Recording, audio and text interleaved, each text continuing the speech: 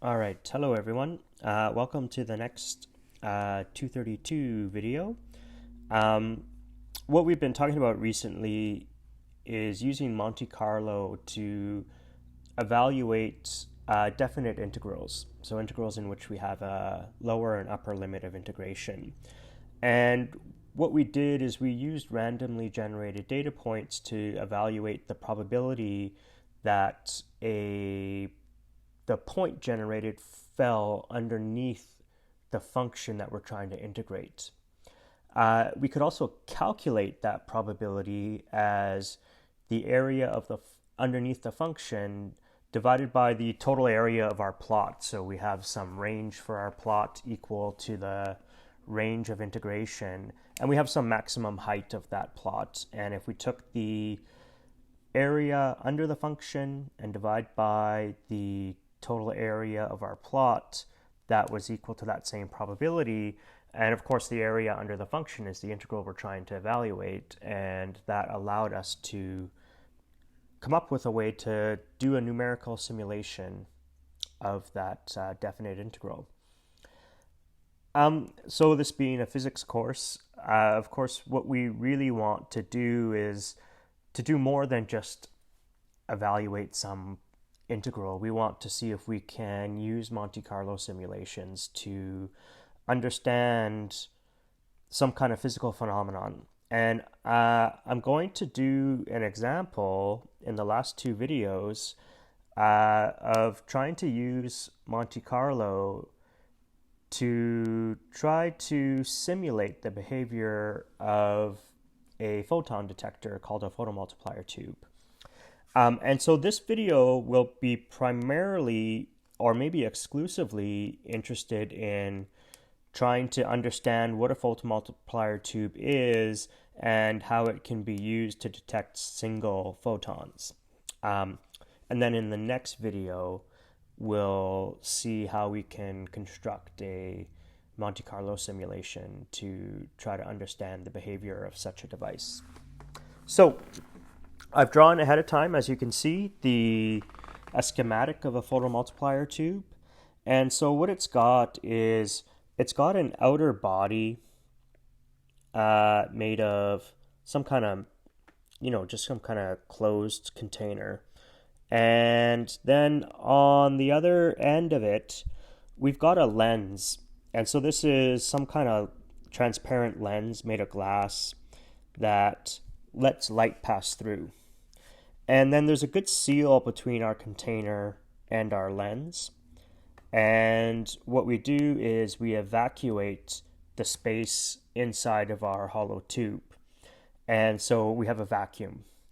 Then on the inside surface of our lens, we deposit a thin film of some kind of metal.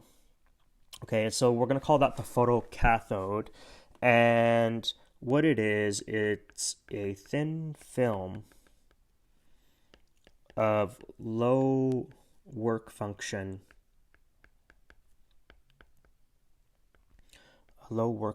material or metal deposited on the window of our photomultiplier tube, and I'm going to shorthand photomultiplier tube as PMT. Okay, so low work function metal, if you think back to photoelectric effect, when a photon comes in and hits metal, it will eject an electron provided that it has an energy higher than whatever the work function of the metal is. And so if we want a sensitive detector of photons, we want something that is going to generate a lot of electrons when the photons come in. And so we want to have a low work function. Okay, so anyways, the idea is that a photon comes in. So we have our red photon coming in. It hits the thin film, and it will possibly generate an electron, which we might call a photoelectron because it was generated from a photon. Okay, and so let's imagine that it does that. Let's imagine we get a single electron that's produced. So there's our photoelectron. inside of the photomultiplier tube, there's a bunch of electrodes, and these electrodes are called diodes. And so there's one of them labeled here. And I've drawn a series of 1, 2, 3, 4, 5, 6 diodes. And then there's like a final kind of receiving detector, which we might call the anode of our photomultiplier tube. The only other thing that we require is a high voltage power supply. So over here we have high voltage, let's say it's 900 volts. And so that 900 volts goes to ground through a series of resistors. And you can select the resistors to make your voltages of each of the diodes whatever you like. And so this anode is connected directly to the high voltage source, so it's at 900 volts. And then let's suppose that we made our diode voltages 850, 750, 600, so they're not equally spaced in voltage the way we've made the choice. So this last diode is 850, it's 100 above the second last one at 750, but then our steps go to 150. It doesn't matter, we could have designed it any way we like. And so here's 300 volts and here's 150 volts. And so the voltages of these diodes are just set by whatever we pick for the resistors that we've got above. Okay, so the diodes are arranged in such a way that this electron is going to be accelerated to the first diode. And so I may not have drawn it exactly how it looks inside a real photomultiplier tube, but let's just suppose that the arrangement is that this negative electron is going to be accelerated to the positive voltage of the first diode. And so it gets accelerated and it hits that first diode. So let's just make a couple of comments about this so far. So the incoming photon strikes our photocathode.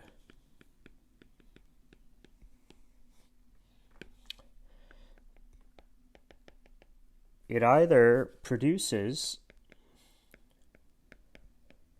a photoelectron or it does not. So even if the photon has enough energy to overcome the work function of the metallic thin film, not all photons will produce a photoelectron. Okay, so the fraction of photons that produce an electron defines the so-called quantum efficiency. Quantum efficiency of the photocathode.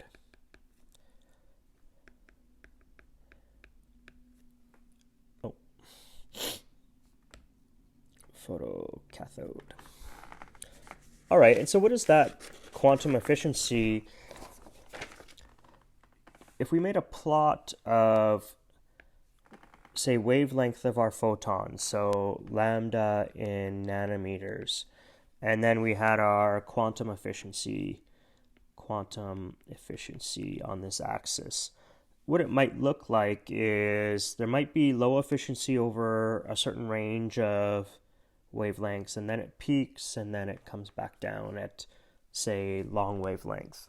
And so just to give some indication of scale, if we're kind of primarily concerned with the visible range, what we would like to have is we would like to have the quantum efficiency be relatively high over the visible range of light. And So this might peak at something like 23%. So that means that roughly at, say, 600 nanometers, we would have 1 in 5 of the incoming photons produce an electron. Okay, so let's suppose at the wavelength of interest,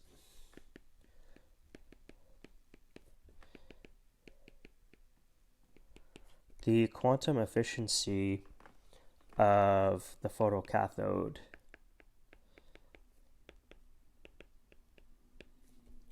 is 23%.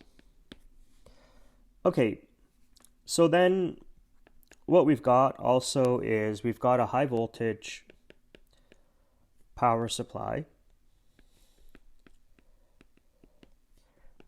and a resistive voltage divider.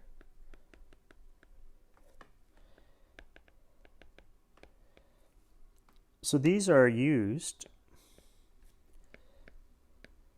to set the potential or voltages of the so-called diodes. These are the series of electrodes that are built inside of the PMT. So this voltage difference is used to accelerate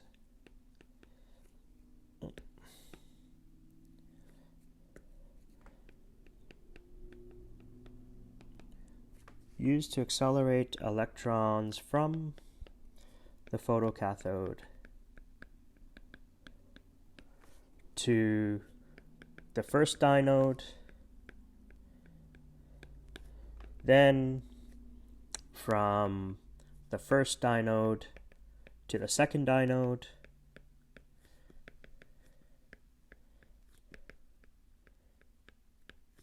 and so on, from the second to the third to the fourth, and on, until we get to the anode, which collects our signal. Okay, so what we need to know about the photomultiplier tube is that upon colliding with the first dynode, so let's suppose that a photon comes in and it does produce a photoelectron. It gets accelerated to the first dynode, but that electron now has a lot of kinetic energy because it's been accelerated through some high voltage difference. And when it hits that first dynode, it can produce secondary electrons, and not just a single secondary electrons, it can produce multiple secondary electrons. So multiple secondary electrons are produced.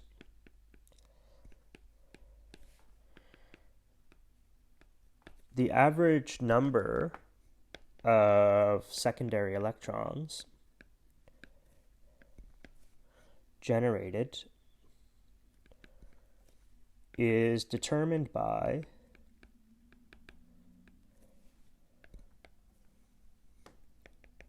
the energy or kinetic energy of the incoming electron.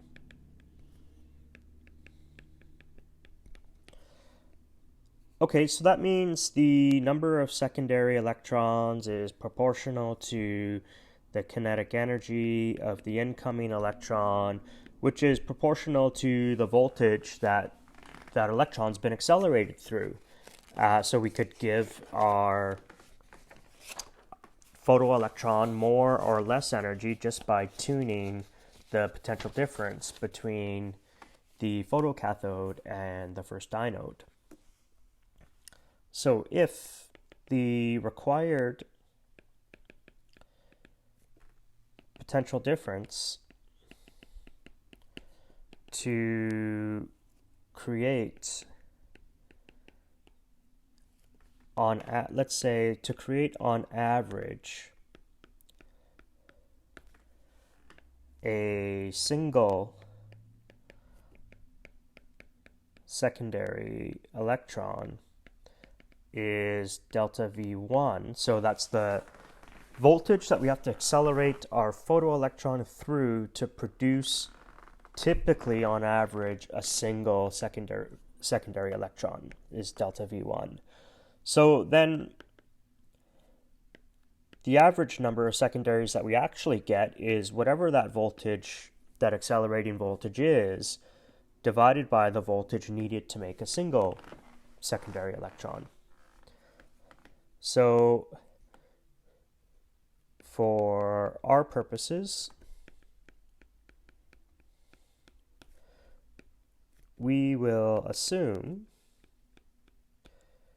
that the voltage needed to make a single secondary electron is 20 volts. So therefore, delta V, which is 150 volts between the cathode, the photocathode, and the first dynode. So we expect, on average, NS should be 150 volts divided by 20, which is 7.5.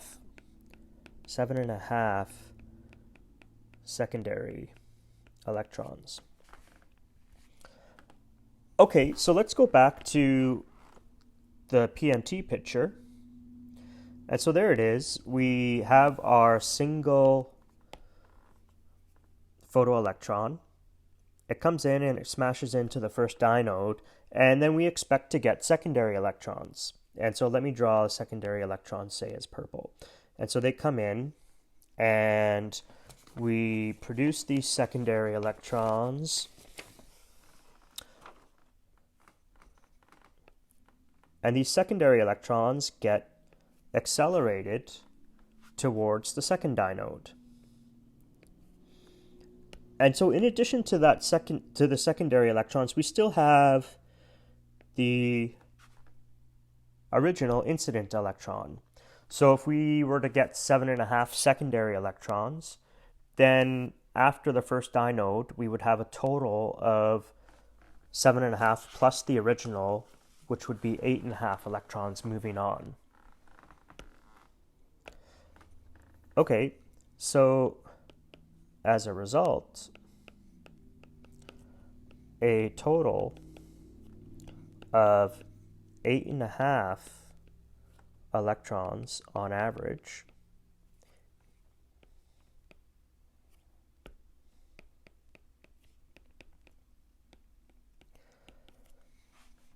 move on to the second dynode.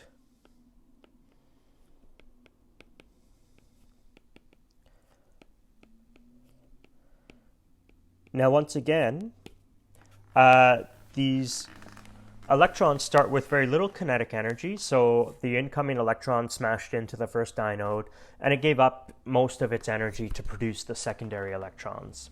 And so now we have 8.5 electrons with very little kinetic energy, but they're accelerated through another 150 volts to the second dynode, and they're going to collide with the second dynode, and they're all going to produce their own secondary electrons. So if the voltage of the second dynode minus the voltage of the first dynode is 150 volts, then each of the 8.5 electrons will produce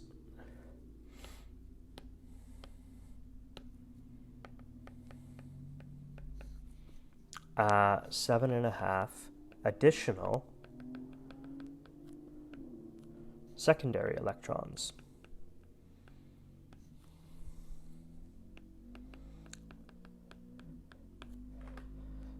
So that means after the second dynode, we will have our original 8.5 incoming electrons plus each of those 8.5 electrons makes 7.5 secondaries, and if you do that multiplication and then add the 8.5, you'll have 72.25 electrons go on to the third dynode. Okay, so let's just draw that. So now we're going to have, let's see, should I do a different color? I don't know.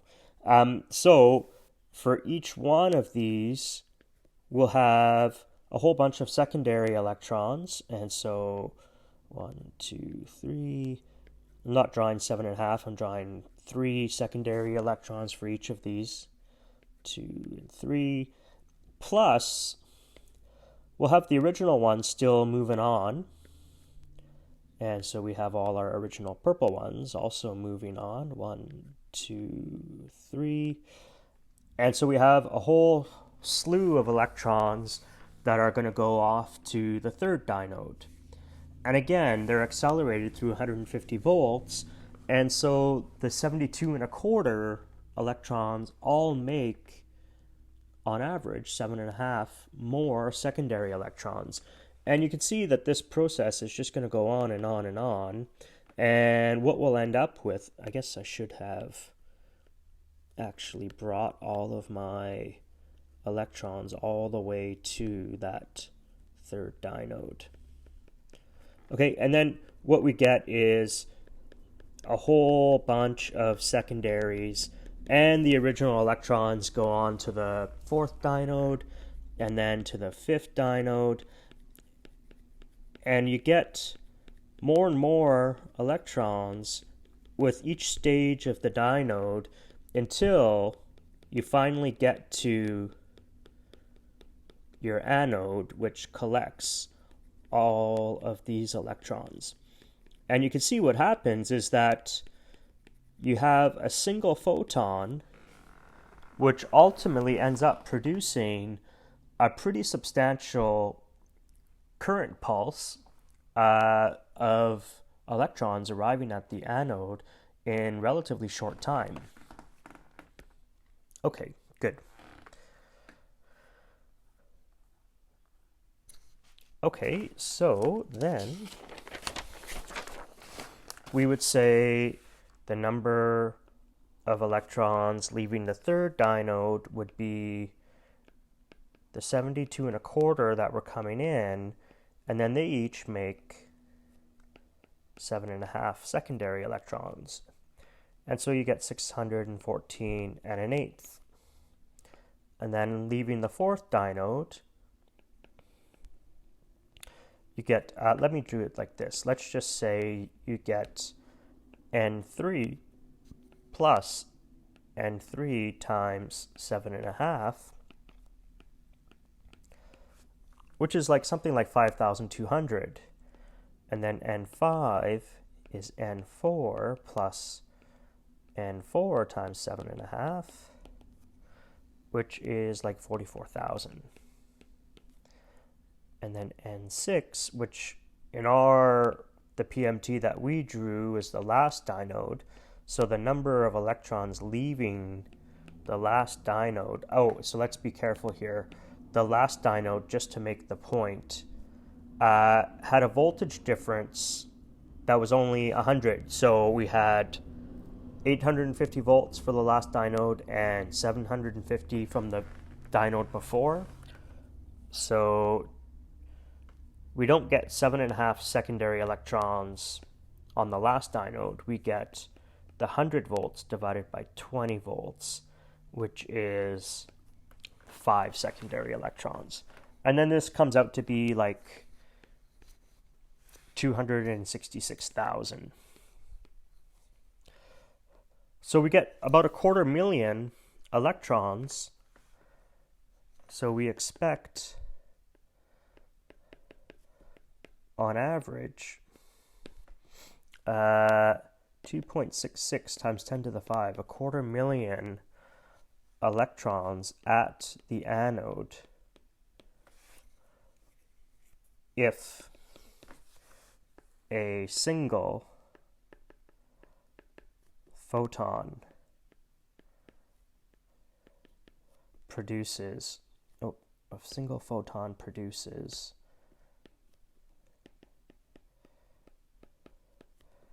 a photoelectron at our cathode. This is called the avalanche effect. So this is avalanche effect. And so it's how you can make a very sensitive detector capable of producing a large signal, a large pulse of charge due to just a single photon. Okay, and so just to reiterate the point, because of the quantum efficiency of the photocathode,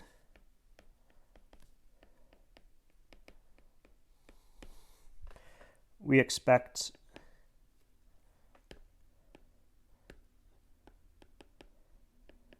that only 23% of the incoming photons will result in a signal at the anode.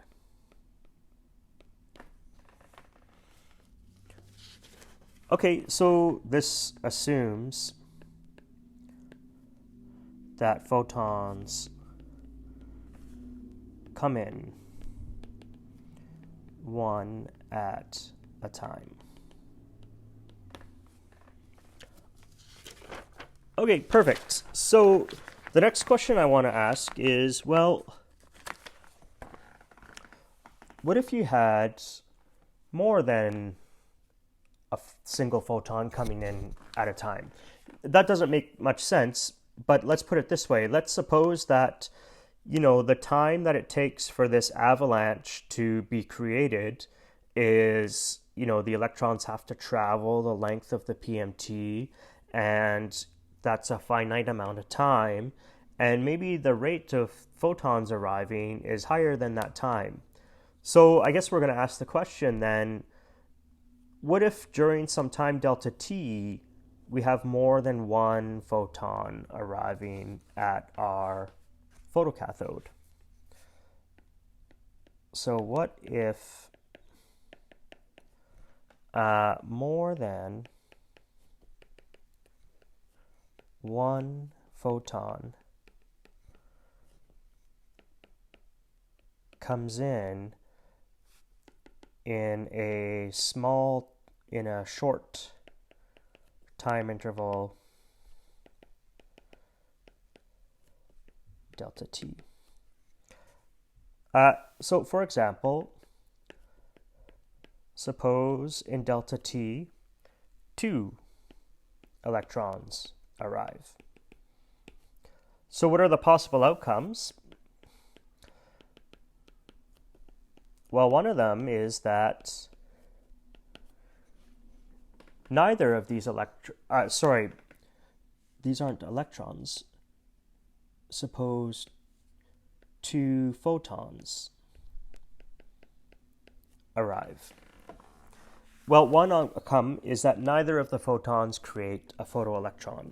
So no photoelectrons are produced. Okay, another outcome is that one produces a photoelectron and the other doesn't. So a single photoelectron is produced. Okay, and then of course the other possibility is that we have both of them producing both producing a photoelectron, so 2 photoelectrons are produced.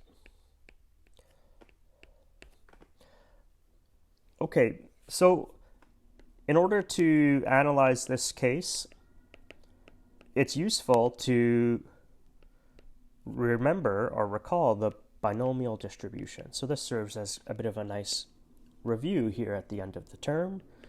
So the binomial distribution, remember we had this notation where we had x was the number of successes in n trials when the probability of success in any individual trial is p.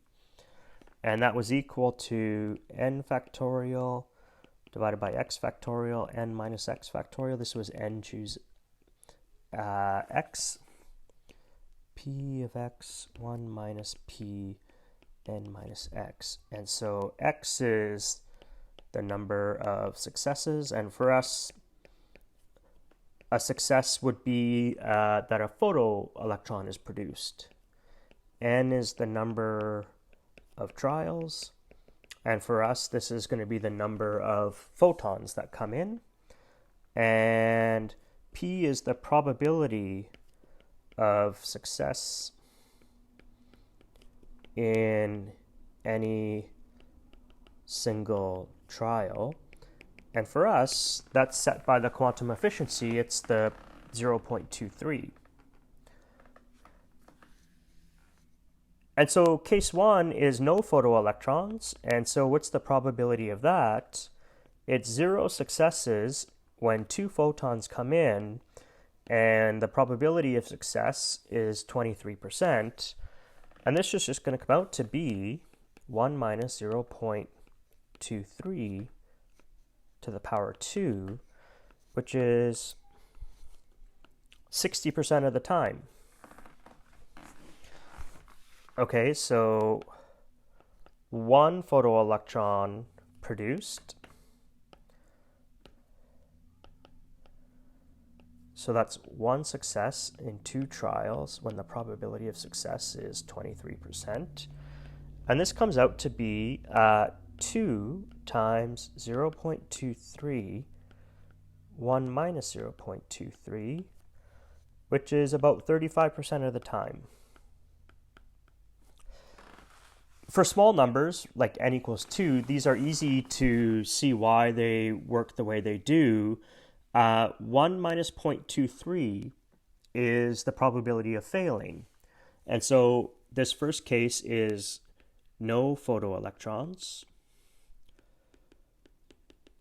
And so what we require is a failure and a failure. And so when you have the condition A happens and B happens, you multiply the probabilities, and so we get the probability of failure squared, which is 1 minus 0.23 squared. Case 2 was 1 photoelectron. And so what you could have is the first one fails and the second one is successful, or the first one is successful and the second one fails. So the factor of 2 is because we have the OR condition. We can get 1 photoelectron in 2 different ways. And then we have the probability of success multiplied by the probability of failure. So we need to fail and then succeed. And we can do that in 2 different ways. And so the third case is 2 photoelectrons. And so we could do that as, let's see, it would be P2 would be 2 successes in 2 trials when the probability of success is 0.23. And so what we need is success and then success. And so that's 0.23 squared, which comes out to be 0.0529. So that only happens 5% of the time. And so if you add up those numbers, they should add up to 1. Okay, so if we go back and we think about this case, we said that when we had, for our photomultiplier tube design, when we had a single photoelectron produced, we would get 266,000 electrons at the anode. Okay, so the number of anode electrons, in this case of 0, is let's write it as big N. So I think we're using little n for our binomial distribution. And so let's say when we have 0 photoelectrons, then the number of anode electrons is going to be 0. Okay, so there's no avalanche created. The number of anode electrons when we have a single photoelectron, we already calculated, was 2.66 times 10 to the 5. And when we have 2 photoelectrons, the number of electrons arriving at the anode is just going to be twice the number we had with a single photoelectron. And so that's going to be, I guess it's around 512 or something like that. 512,000. Okay. So let's make the following observation. So if we take P1 and add that to P2, what we get is about 41%. And so what we can say is 41% of the time, if we have 2 photons come in, we'll get an anode signal. That just means 60% of the time we don't get a signal. So this is the fraction of 2 photon events, so 2 photon arrivals, let's say, that produce let's say an anode signal.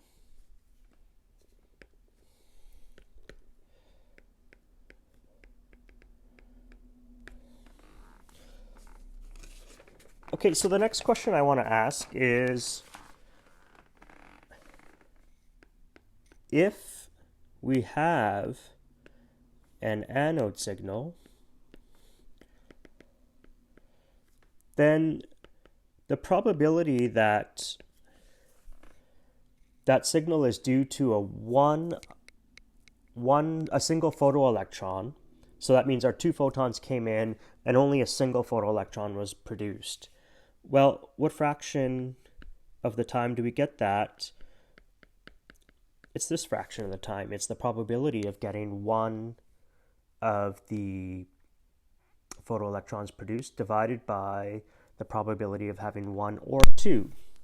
And so it's 87% of the time that this anode signal is due to a single photoelectron. So this is the probability that anode signal, assuming that we have an anode signal, so an anode event is due to a single photoelectron.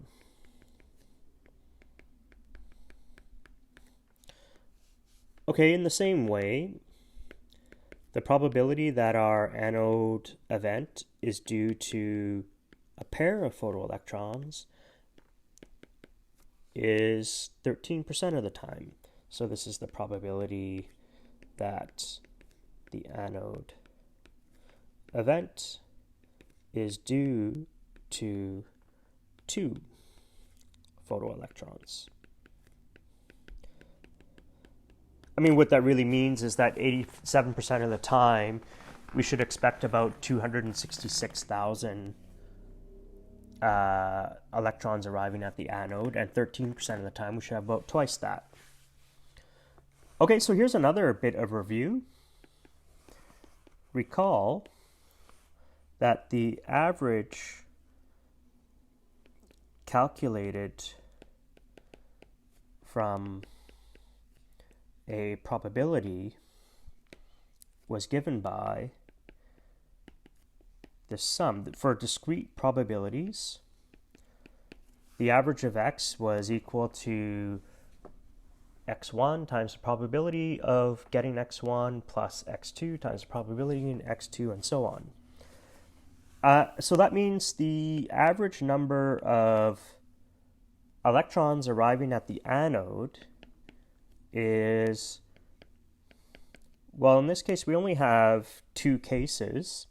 So we have a number of photoelectrons, or number of electrons arriving times the probability of that outcome, which is just N1, which was the 266,000, and P1, which was the 87%, and then we get plus N2, which is twice N1, times P2, which was the 13%.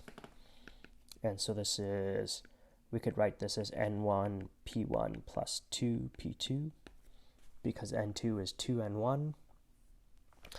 And this comes out to be about 300,000. And so you could see it's not so different than, it's not that different than 266,000 because it's relatively infrequent that we get two photoelectrons. It's because 87% of the time we had just a single photoelectron produced. Okay, nevertheless, this is the average number of electrons arriving at the anode due to the arrival of a pair of photons. And maybe I should just emphasize that this assuming that at least a single photoelectron was generated, right? So we didn't consider the case where two photons come in and they don't produce any photoelectrons, which is actually the most common case. Okay, so I want to do one more thing. I just want to repeat this type of example, but for a larger number of photons arriving at the cathode. So this is the last example here. 8 photons arrive at the photocathode in our short time interval delta t. Okay, so we would calculate, let's see, maybe I'll leave myself a bit of room. So the probability that we get 0 photoelectrons is the probability of failure 8 times in a row, which is 12%.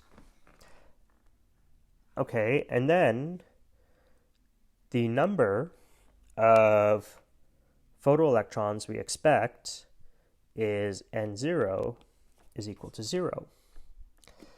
Okay, and then we say, what's the probability of getting a single photoelectron? Okay, well, by the binomial distribution, we'd have 8 trials, 1 success, 7 failures, and the binomial distribution tells us that the probability that we calculate is given by this expression, which comes out to be about 30%. And then we get N1 is about 266,000 electrons arriving. Okay, and then we continue. And for P2, if you go to the binomial distribution, you're going to get about 31%. And N2 is twice N1. And then we just keep going. Put in P3, and you get 18%. And N3 is 3N1. P4 is about 7%. N4 is 4N1. P5 is 1.5 or 1.6%.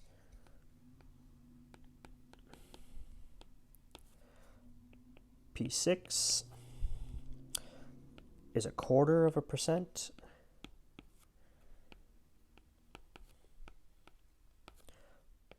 P7 is 2 times 10 to the minus 4. And then P8, so all 8 of our photoelectrons produce all 8 of our photons produce photoelectrons. The probability of that is 7 times 10 to the minus 6. So that means you probably have to have about 100,000 trials to expect that to happen once. Okay, and then this would be 8 and 1. Okay, and then we could go back and we could calculate, just like we did for the case of 2 electrons, we could calculate P1 prime, which would be what fraction of non-zero events P1 prime are due to a single photoelectron. And so what P1 prime would be P1 divided by P1 plus P2 plus P3 plus and so on up to P8. So just excluding the P0 when we don't get any signals. And so this would be 34% of the time. P2 prime would be actually a nice way to express this maybe is P2 over 1 minus P0. So instead of adding up 1 through 8, we could just take 1 minus P0, and this would be 0.353. P3 prime would be 0.210.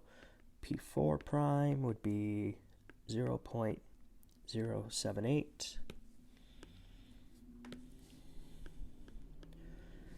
P5 prime would be I think it's 1.8 times 10 to the minus 2. P6 prime is 2.9 times 10 to the minus 3. P7 prime is 2.4 times 10 to the minus 4. And P8 prime is 8.9 times 10 to the minus 6. And then so finally we could do what's the average number of electrons arriving at our anode? Well, it's just Pi prime times Ni, which ends up being N1, and then it's P1 prime plus 2 P2 prime plus 3 P3 prime plus and so on to 8 P8 prime. And if you type in the numbers, what you're going to get is 5.57 times 10 to the 5. So this is the average number of electrons arriving at our anode when the signal results from the arrival of 8 photons at our photocathode.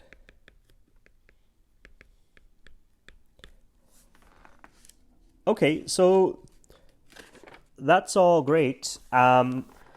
That's kind of what we can do easily just through an analytical analysis of how our photomultiplier tube is designed and what the quantum efficiency is and how much energy it requires to produce a secondary electron.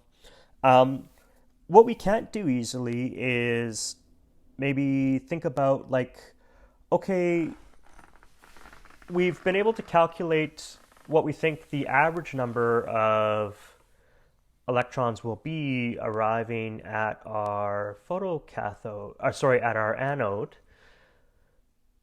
But we don't know what the distribution looks like. Like sometimes we would expect when, for example, a large number of photoelectrons are produced, then we expect like a pretty big pulse of charge at our anode. So what is the actual shape of the distribution? And in the next video, what we'll try to do is we'll see if we could set up a little Monte Carlo simulation that would be able to produce these distributions for us. And so in that way, we'll be able to produce a relatively simple code to give us information about our physical system that wouldn't necessarily be trivial to just calculate on pen and paper. Okay, so let's look forward to that, and I will talk to you next time. Thank you very much.